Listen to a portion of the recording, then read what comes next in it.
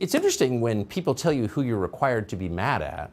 You've got a right to think for yourself. You should be mad at the people who are making your life worse, who are preventing you from saying what you think is true, who are calling you a racist for no justification, only to hurt you, who are destroying your children's education, who are allowing your country to become polluted and overrun and filled with drugs and the homeless. Maybe you should be mad at them. The reality is that these sanctions don't work, whether they were put in before or now or later. These sanctions don't work. What we do know is that they will increase suffering and hardship for the American people. And this is the whole problem with the Biden administration. They are so focused on how do we punish Putin that they don't care and are not focused on what is actually in the best interests of the American people.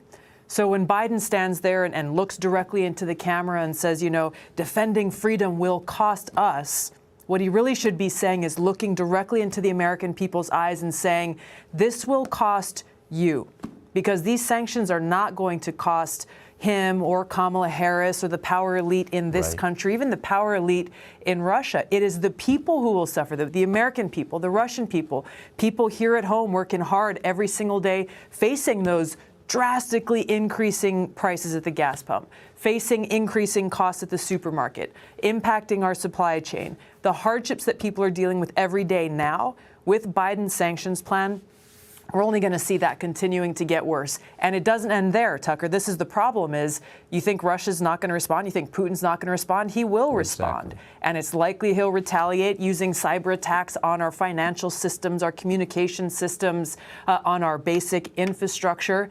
Biden will then be forced to respond. Putin will then be forced to respond. So we end up in this endless tit for tat that leads us where? To this looming threat and likelihood of this thing going nuclear.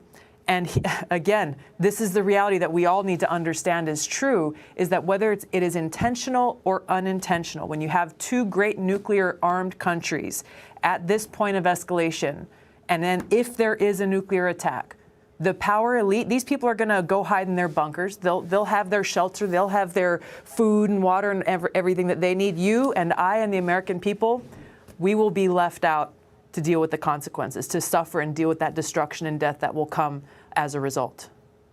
And yet we're doing this for principle. The people in charge who don't care at all about our founding documents, who violate their spirit and letter every day, are telling us that an essential American principle is at stake. Do you have any idea what that principle might be?